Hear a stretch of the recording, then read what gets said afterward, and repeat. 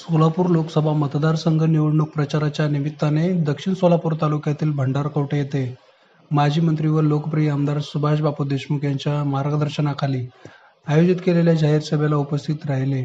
या दरम्यान भंडारकवठेच्या ग्रामस्थांनी अत्यंत उत्साहाने स्वागत करत लोकसभा विजयासाठी शुभेच्छांचा वर्षाव केला. यावेळी माजी मंत्री सुभाष देशमुख यांनी जाहीर सभेला संबोधित करत गावागावात विकास कामे होत असल्याची माहिती दिली.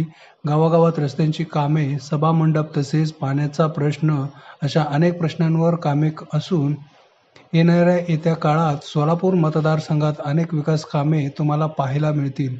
सोलापूर मतदारसंघाच्या विकास कामासाठी मोदी साहेबांच्या नेतृत्वाला पुन्हा संधी द्या असे आवाहन देखील सुभाष देशमुख यांनी केले आहे.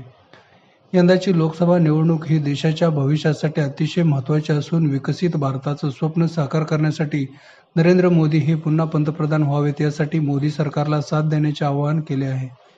याप्रसंगी तालुकाध्यक्ष संगप्पा केरके, किसान मोर्चा अध्यक्ष जगन्नाथ गायकवाड, जिल्हा सरचिटणीस यतीन शहा, सरपंच भीमाशंकर बबलेश्वर, सरपंच अण्णाराव कारभारी, मायाप्पा मामा जंगलगी, हनुमंत कुलकर्णी, ग्रामपंचायत सदस्य सोमनी कांबळे, विके पाटील, संगप्पा बिराजदार, गंगाधर कोरे तसेच ग्रामस्थ व माता भगिनी मोठ्या संख्येने उपस्थित होत्या. मित्रांनो, माझ्या अगोदर बापूंनी सांगितलं की ही निवडणूक देशाची निवडणूक आहे आणि देश स्वतंत्र झाल्यापासून 70-75 वर्षानंतर ही निवडणूक कुठेतरी विकासाच्या मुद्द्यावर होते.